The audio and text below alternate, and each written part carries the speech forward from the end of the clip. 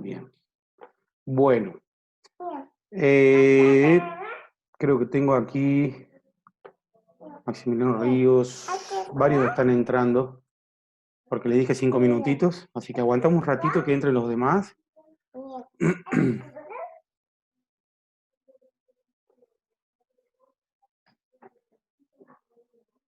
¿Anda con la mamá? No. ¿Anda con la mamá? No quiere. Y bueno. Ay, qué hermosa, profe. Toma, mira. ¿Anda con la mamá? ¿Anda? ¿Te vas a quedar calladita? Hablar y después vemos cómo nos quedamos para clase. Bien. Creo que entraron todos ahí, somos 30, éramos 32 recién. Pero bueno, ya los agrego los que vayan entrando. Shh, silencio. Vamos a hacer silencio todo. Ahí está, ven, ahí están las dos personas que querían entrar. Permitir. Bien. Ahí lo ponemos grandecito.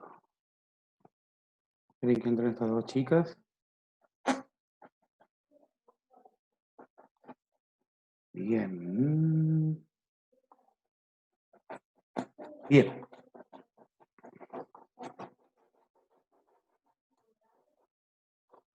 Ahí está. Entonces, como le había dicho recién, la evaluación de la resistencia aeróbica, sí, tenemos los test. Tenemos los test de laboratorio, que vendrían a ser los directos, o los test, digamos, del VO2 máximo, que son los indirectos que se realizan, obviamente, en los campos de entrenamiento, o pueden ser, por ejemplo, en los ciclistas, se realizan en la ruta, con el elemento que tengan, digamos, a disposición, la bicicleta o lo que sea. Uno de los elementos más importantes para medir lo que son los gases en sangre es el ergoespirometría, ¿sí? O la ergoespirometría. O tenemos también la bicicleta, ¿sí? Con la espirometría, ¿sí? El ciclo ergómetro, como se llama, que es la bicicleta fija. Como le dice aquí, la gran ventaja que la posibilidad de conocer la relación que existe entre los aparatos del sistema cardiopulmonar, ¿sí? O sanguíneo. Por lo tanto, esto nos va a permitir conocer los valores exactos de lo que es el VO2 máximo de manera directa, ¿sí? Sino también la interrelación que existe entre la captación, el transporte y la distribución de gases, ¿sí? A nivel sanguíneo. Como dije recién, tenemos la ergometría o la espiroergometría, que es el analizador de los gases, ¿sí? En sangre, y por lo tanto eso va a ser, digamos, uno de los elementos más importantes para poder entrenar a un deportista elite. Esto se suele realizar en laboratorios de deporte, como por ejemplo el CENAR, uno de los más conocidos a nivel nacional, que es el que prepara a los deportistas olímpicos, ¿sí? Y el que entrena, digamos, dependiendo del VO2 máximo que tenga, va a ser obviamente el que tenga la capacidad que tenga para poder ser entrenado o no. En este caso, en estos centros de alto rendimiento se evalúa justamente las aptitudes físicas, como ya hablábamos al principio, de las fichas que se realizaban en los deportistas, y por lo tanto, si no tiene buena aptitud, el CENAR lo desplaza y le dice a la persona, o mejor dicho, a los padres de ese deportista, si son menores de edad, que no son aptos para ese deporte que quieren realizar. Así de sencillo y llano. Bien. Acá tenemos el ciclo ergómetro, ¿sí? Que es la bicicleta fija o el tapiz o la cinta rodante, que se llama Triathlon 1000, y es los ergómetros específicos de remo o natación, y bueno, hay un montón hoy en día, que son los más comunes, en los que se encuentran los laboratorios. Ahí tenemos el ciclo, esta imagen es viejísima, ¿sí? No es la bicicleta, sino que es la cinta en donde el deportista corre. Ustedes deben haberlo visto en las noticias, más que nada para las chicas cuando, por ejemplo, en los equipos de alto rendimiento, en un equipo de fútbol, le hacen la famosa revisación médica, qué sé yo, a Neymar, a los grandes jugadores, y se ve unos videos donde los jugadores están corriendo con un montón de cables, ¿sí? Conectados al cuerpo, también así sin remera, y con una máscara. Bueno, eso es para medir justamente el VO2 máximo y para medir la capacidad que tiene el deportista, o sea, para ver el rendimiento físico que está teniendo el deportista. Y también se lo suele realizar cuando vienen de vacaciones, obviamente. Ahí dependiendo de las vacaciones que se hayan pegado, vieron que ahora se van a Ibiza, se van a todos lados, dependiendo de las vacaciones que se hayan pegado, va a ser obviamente el rendimiento físico que tengan a la vuelta de las vacaciones. Siempre se mide la aptitud física y ahí tenemos parámetros para que después partir en base a esos parámetros un entrenamiento para mejorar el rendimiento. Las pruebas o test máximos de campo, estos son los indirectos, ¿sí? En su mayoría son indirectos, permiten obtener el VO2 máximo a partir de ¿qué? De la aplicación de una ecuación matemática donde se incluye la obtención de los resultados, que pueden ser un tiempo o una distancia, ¿sí? Más alguna otra variable que puede ser el sexo, el peso, la edad, etcétera, etcétera, etcétera, ¿sí? Estos test son muy conocidos, más que nada el test de Cooper, que lo deben haber hecho ustedes en la secundaria, con los profesores de educación física en la escuela, que los mandaban a correr en la cancha o dar vueltas a la cancha de fútbol o de vóley, de lo que sea, por 12 minutos sin parar, por ejemplo.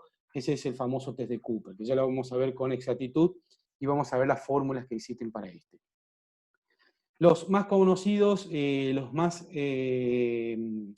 digamos, famosos test, tenemos el test de Cooper, el test de Clisauра o el de los 1000 metros, el test de Curretón, que son en realidad las personas que lo crearon, o el test de la milla, ¿sí? Que lo deben haber escuchado por ahí, el test de la milla, el test de 2000 metros o el de los 12 minutos. Bueno, los nombres, ¿sí? Son los creadores de estos tests. El test de Kaminsky o el test de la milla y media, el test de Luke Leyer o el test de ir y volver, que en este caso el test de Luke Leyer es el que deben haber hecho también en la secundaria o en la primaria, cuando el profe les ponía música, les decía que corran, paren, o les tocaba con el silbato, ¿sí? Bueno, este es prácticamente lo mismo.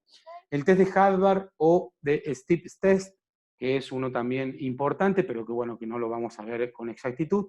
Y después tenemos el test de los 12 minutos, tanto para bicicleta o como para pileta. Son variables del test de Cooper, que es el más, digamos, famoso de todos. Así que ahora lo vamos a ver un poco más detallados. No me interesa a mí que sepan las fórmulas en sí, porque van variando de acuerdo a los años que han pasado, ¿sí? Y no vamos a nosotros a evaluar ningún tipo de deportista en este caso, salvo que tendríamos que haber tenido la oportunidad de realizarlo nosotros, pero bueno, frente a la pandemia no lo podemos hacer. Entonces, el test de Cooper, ¿en qué consiste? Consiste en la realización de una carrera continua durante 12 minutos. Esto el deportista va a tratar de, digamos, realizar, ¿sí? La mayor cantidad de distancia posible en el menor tiempo, que son los 12 minutos. Pero el individuo no puede ni detenerse, ni puede, ¿sí? Caminar. O sea, puede caminar si lo requiere, pero no tiene que detenerse, no puede pasar ningún tipo de pausa. Puede correr, puede trotar, puede hacer lo que quiera, pero siempre y cuando no interrumpa, digamos, el movimiento de caminar, ¿sí? Entonces, va a realizarse en la mayoría de las hombres y mujeres mayores a 13 años. Es el que más resultado da. Lo he visto en niños que lo han hecho, pero no, ¿cómo se dice? No tienen la capacidad para realizarlo de la mejor manera. Así que, en buena hora, que lo utilicen en los mayores de 13 años. La fórmula que tenemos, ¿sí? La fórmula, digamos, más convencional, es la distancia que recorrió esa persona. Por ejemplo, en los 12 minutos recorrió 6 kilómetros, por darles un ejemplo, ¿sí? Una abusidad, pero bueno, por darles un ejemplo, ¿sí? Entonces ahí se va a poner la distancia menos 504 dividido en 45. Esa es una fórmula universal. Después se fue modificando a los años que fue pasando y salió la otra fórmula que tenemos aquí, que es 22.351 por la distancia, ¿sí? Puesta o expresada en kilómetros, menos 11.288. Esa es una fórmula más exacta que la anterior, más menos 5 puede llegar a dar, que el más menos 5 ese es bastante importante en los deportistas de alto rendimiento. Entonces, después Howell sacó otra fórmula un poquito más específica, porque obviamente las milésimas o los decimales hacían bastante diferencia en el deportista de alto rendimiento. Entonces sacó otra fórmula que es la distancia que recorrió en esos 2 minutos por 0.02 menos 5.4. Y ahí había una exactitud de más 2, menos 2, o sea, más 2 por arriba o menos 2 por debajo. Eso hacía referencia, ¿sí?, a hacerlo. El día de mañana, cuando ustedes puedan salir a correr o algo, háganlo, estaría bueno que lo hagan y que lo puedan sentir y puedan saber cuál es su VO2 máximo, aunque sea de forma indirecta. ¿Bien? Después tenemos el test de las 1000 metros. Este se utiliza preferentemente para estimar también el VO2 máximo en niños, ¿sí? Es mucho mejor resultado que el de Cooper, como hablábamos anteriormente. Menores de 13 y 14 años. O sea que estos dos son los que más se utilizan. Este es el que se utiliza en los niños y el otro que se utiliza en los mayores de 13 años. Consiste en la realización de una carrera continua durante 1000 metros, intentando realizar el menor tiempo posible en esa distancia, ¿sí? El individuo no puede detenerse y se registra el tiempo al finalizar la distancia. Es muy parecido al anterior, nada más que en vez de correr mayor distancia en 12 minutos, esto lo va a hacer en 1000 metros, ¿sí? O sea, aproximadamente una cuadra. Un kilómetro. Entonces, el VO2 máximo tiene también su fórmula, que es 652.17 menos el tiempo que hizo en este caso, lo de los 1000 metros en segundos, o sea, lo tiene que hacer una fórmula y expresarlo a segundos, dividido en 6.762. Bastante complejas las fórmulas, ¿sí? La verdad que si ustedes me preguntan, ¿cuál es la pregunta que siempre nos hacemos? ¿Y por qué 6.762 y no es otro número? Y bueno, la verdad que no sé cómo llegaron a esos parámetros, así que la pregunta también me la hago yo en ese caso. El test de Curretón es el test de la milla corriendo, ¿sí? Las millas no son 1000 metros, sino que tienen 1609 metros, una milla, y es prácticamente parecido al anterior. En vez de correr 1000 metros, va a correr una milla, ¿sí? Registrándose también el tiempo empleado en ello, el individuo debe tratar de realizar el menor tiempo de dicha distancia, lo que lo convierte en una prueba, sí, máxima, o sea que va a ser de mucha intensidad y de mayor velocidad. Aquí juega un papel importantísimo lo que es la resistencia anaeróbica. Importante también y necesario saber el sexo, el peso corporal, la talla y la edad del sujeto, ¿sí? Bueno, obviamente que hay muchos más parámetros que el anterior, entonces da como que es un poquito más completo o más complejo en sí que los test anteriores. Como pueden observar, bueno, es sumamente larga la, ¿cómo se dice? La fórmula, 8,41 por el tiempo en minutos, más 0,34 por el tiempo en minutos al cuadrado, o sea, hay un estudio detrás de todo esto, ¿sí?, para poder llegar a esta fórmula. Entonces, obviamente que pueden tener sus errores, pero tienen una muy buena aproximación a lo que es el VO2 máximo real. El test de Chris-Sauer o el test de la milla y media, aquí lo va a dividir en dos, tanto para hombres como para mujeres, y esta prueba también consiste en, obviamente, correr una milla y media, o sea, los 1609 metros más la mitad de una milla más, y va a registrarse el tiempo empleado en ello, en minutos, ¿sí? El individuo debe tratar de realizar el menor tiempo posible en dicha distancia, lo que lo convierte en una prueba también máxima, igual que la anterior. Nada más que existen distintas fórmulas, tanto para hombres como para mujeres. ¿Por qué lo hicieron para distintos? Porque obviamente los hombres suelen ser más rápidos que las mujeres. Entonces hay variaciones en los resultados. Por lo tanto, la fórmula para hombres es una y para las mujeres es otra. Y después tenemos el test de Luke Leyer, ¿sí? El de Curse Navarrete, que también son creadores del mismo. Uy, pero que se me fue para adelante. Que este es uno de los últimos, ¿sí? Que nosotros en nuestra jerga aquí en Argentina lo conocemos como el test de ir y volver, ¿sí? No sé si lo hicieron alguna vez en las canchas y le marcaron con conos o si lo marcaron con cintas, ¿sí?, en el piso, y los hacen correr, tocar la cinta, volver para atrás, después correr y hacer otro paso más adelante de la cinta, y así sucesivamente lo van realizando con un sonido, en este caso puede ser con el silbato, o puede ser mediante señales sonoras de cualquier índole, ¿sí? El material para realizar este test de ir y volver, el lugar tiene que ser plano, con distancias marcadas de 20 metros. Equipo de audio de cassette, bueno, en eso se usaba hace millones de años, como dice aquí, con señales sonoras específicas, ¿sí? Y obviamente el cronómetro, porque tienen que tomar el tiempo. Tiene la característica de ser acíclico, ¿por qué? Porque va a variar, ¿sí? El individuo debe intercalar las aceleraciones y los frenos cada 20 metros. El test consiste en recorrer tramos de 20 metros a velocidades crecientes en cada palier. Cada palier significa dividido, digamos, en cada 20 metros, ¿sí? o tramos de 1 minuto. Si no se puede diagramar por 20 metros, se diagrama por minutos, ¿sí? Siendo indicado el ritmo de señales sonoras. Entonces, cada 2 minutos las señales van a cambiar y van a ser cada vez más rápidas, ¿sí? Exigiendo al sujeto ir de menor a mayor, incrementando la capacidad de carrera, o sea, incrementando la velocidad.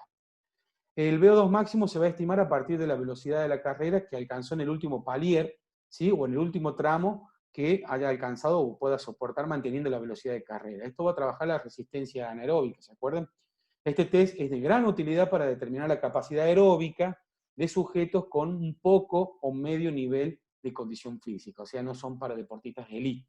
Pero no es tan interesante en sujetos de edad elevada y muy bajo nivel de condición física. ¿Por qué? Porque va a dar, obviamente, cualquier parámetro. Se recomienda utilizar para mayores de 19 años, ¿sí? Y obviamente el VO2 máximo, bueno, tiene también su fórmula y está relacionado aquí con la velocidad. Las anteriores eran relacionados con el tiempo y después los otros eran relacionados con la distancia. El del test, por ejemplo, el test de Cooper es relacionado con la distancia, relacionado con la velocidad o relacionado con el tiempo. Dependiendo del test que vayan a utilizar, va a ser el test que puedan realizar. Esos son los más importantes. Y después, bueno, teníamos las variantes, que eran el test para el ciclismo, para natación, que obviamente esos están amoldados dependiendo del criterio de cada entrenador. Eso sería, ¿sí?, completando lo que es el entrenamiento tanto de la resistencia aeróbica y de la resistencia anaeróbica. Los métodos que tenemos, ¿sí?, a nuestro alcance para ir mejorando. Siempre tienen que tener en cuenta ustedes, chicos, que estos tipos de entrenamientos todos los años se van mejorando y se van, obviamente, refutando. ¿Qué quiere decir? Que se va estudiando cada vez más a fondo. ¿Por qué? Porque el deporte o la medicina del deporte es lo que más avanza, mucho más rápido que cualquier cosa. ¿Por qué? Porque genera, obviamente, mayor dinero, mayor ganancia, ¿sí?, si el deportista o tiene un mejor rendimiento. En el ciclismo, en el fútbol, en lo que sea, ¿sí? Así que bien, dejo de compartir aquí. Vamos a vernos la cara de nuevo, ¿sí? El test de yo-yo, exactamente, Alexia. Así lo llaman también, ves que van modificándose y van cambiando. Son bastante conocidos estos tests. Entonces, los deben haber escuchado en algún momento. Si a mí no me interesa que sepan específicamente la fórmula ni nada, porque nosotros no vamos a valorar a nadie, simplemente tenemos que saber de qué se tratan y cómo se trabajan, porque obviamente cuando nosotros, o si tenemos la posibilidad de trabajar en un equipo interdisciplinario, como era al principio, que hablábamos de un equipo interdisciplinario en un equipo o con un deportista de alto rendimiento, tenemos que tener conocimientos y poder hablar todos la misma jerga. Así que bien, no sé si tienen preguntas para poder sacar las dudas de esta clase, ¿sí? Y bueno, si les quedó alguna duda o preguntas de las clases anteriores. Ustedes díganme, me van preguntando, y yo igual a esta clase la voy a ir subiendo a la plataforma, ¿sí? A las dos clases. La subo a la plataforma y la subo como una clase nueva. Así no nos retan desde arriba, ¿sí? Y la próxima clase, si mal no recuerdo, creo que es la última, el lunes que viene, y después viene el examen. El examen estaba pactado para el 21 de septiembre, obviamente no es el 21 de septiembre porque es el día de la primavera, el día del estudiante, y seguro que si no va a ser el 21, va a ser el 22. Así que eso lo van a estar informando seguro desde coordinación. Así que la próxima clase creo que vamos a ver lesiones musculares en el mundo del deporte, si mal no recuerdo. Y después sí, obviamente vamos a tratar de empezar a meter las otras clases de la parte práctica, que es, ya vieron pliometría, si mal no recuerdo, con el profe, o creo que ahora tenían que ver pliometría. ¿O ya lo vieron pliometría? ¿No lo vieron todavía? Bien. No, profe, hoy íbamos a tener y bueno, al final no. Sí, pasa que el profe tuvo un inconveniente con el trabajo de él, ahora empiezan con el tema del COVID a hacer guardias de 24 y bueno, le tocó hoy, así que por eso no pudo dar la clase hoy.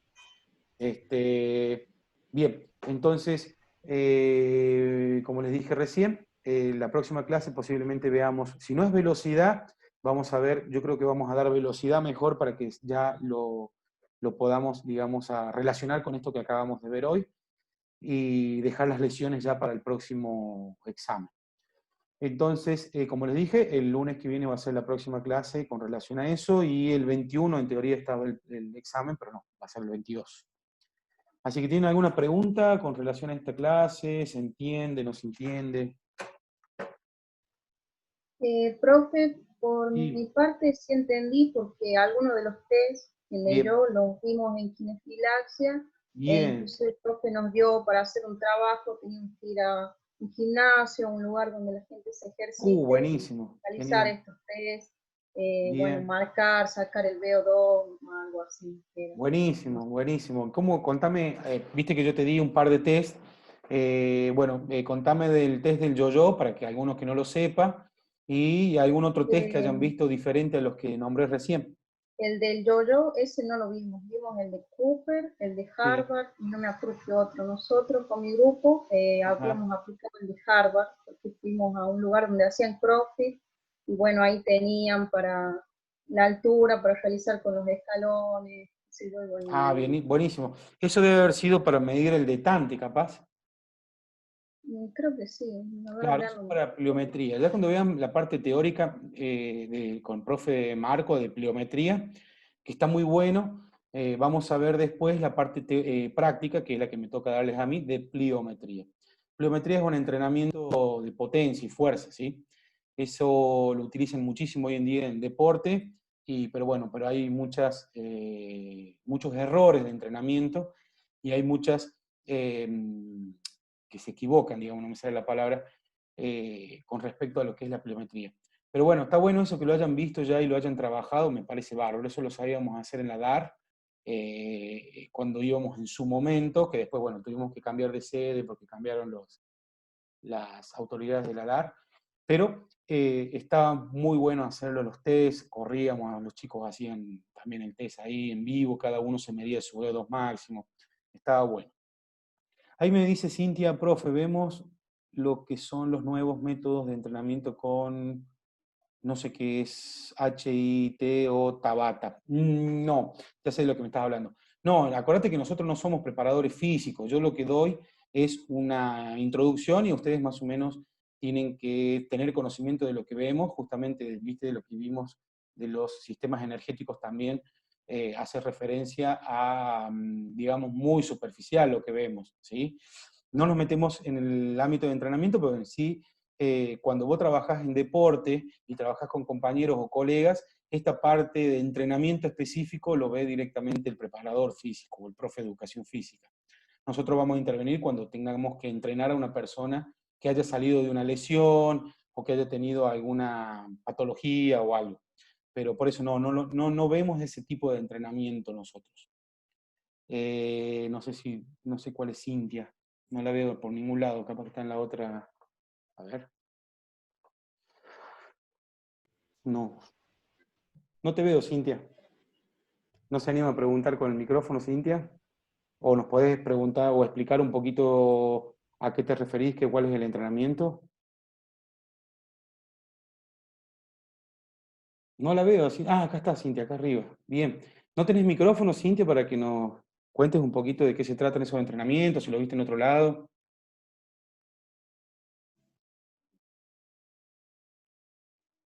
¿Me escuchas? Sí. Hola, ¿me Hola, ¿cómo te va? escucha? Sí, contame de ese entrenamiento Eh, que me hablas. no, estos entrenamientos nuevos que son los de un tiempo moderado con una alta intensidad, son los Sí, que se usan mucho actualmente. Entonces, nada, como estaba dando una introducción de estos tipos de entrenamiento, quería saber si sí. también nos daban alguna introducción de estos métodos nuevos. Como usted dijo recién que No. estos entrenamientos se van actualizando y todo lo Claro, demás. justamente, se van actualizando y la verdad que la bibliografía no es muy nueva, pero sí, se van actualizando los métodos nuevos.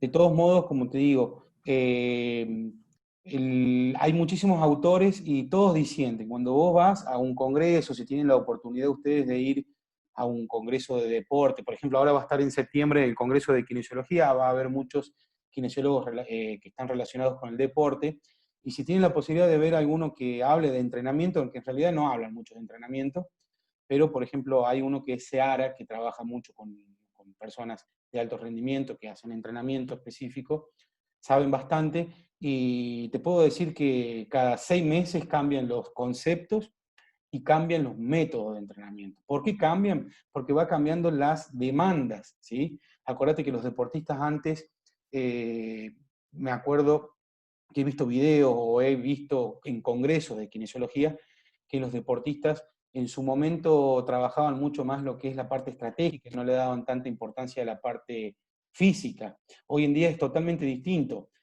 Un deportista de alto rendimiento que es más atleta, como por ejemplo Cristiano Ronaldo, ¿sí? Y no tenga tanta capacidad, por decirte, de manejo de la pelota o coordinación con una pelota, por ejemplo, al entrenador o al club o al que sea, le sirve más que esté mejor entrenado, uno que tenga mayor aptitud física y no tanto, ¿sí?, rendimiento o mejor manejo con la pelota en sí. Obviamente que tiene todo que ver, pero en este caso ha cambiado un poco los conceptos y un poco la demanda en relación al deporte. No es lo mismo los deportistas que teníamos en la década del 95 al 2005 que después del 2005. Es como que hizo algo, un parate bastante importante el tipo de los entrenamientos y se fue modificando y empezaron obviamente a trabajar y a estudiar más, cada vez más, los métodos de entrenamiento. ¿Por qué? Porque se dieron cuenta que en el deporte se puede ganar mucha plata con un deportista, es así. Entonces, mientras mayor rendimiento, mejor. Entonces, hay muchos inversionistas que ponen su platita en estudios para mejorar justamente la capacidad deportiva. Hoy en día, el deportista de alto rendimiento, el deportista elite, no tiene salud, ¿sí? No se habla de salud, al contrario, son muy exigidos y por lo tanto no es saludable. En cambio, antes, ser un deportista de alto rendimiento era más saludable que ahora en sí.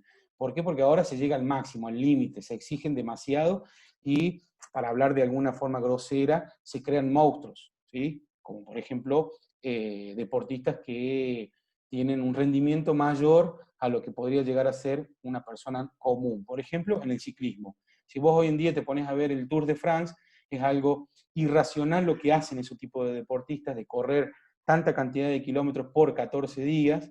Imagínate que no lo hace justamente una persona sana, y no lo hace una persona entrenada, lo hacen personas que están sumamente entrenados más allá de los límites normales. Entonces no es sano.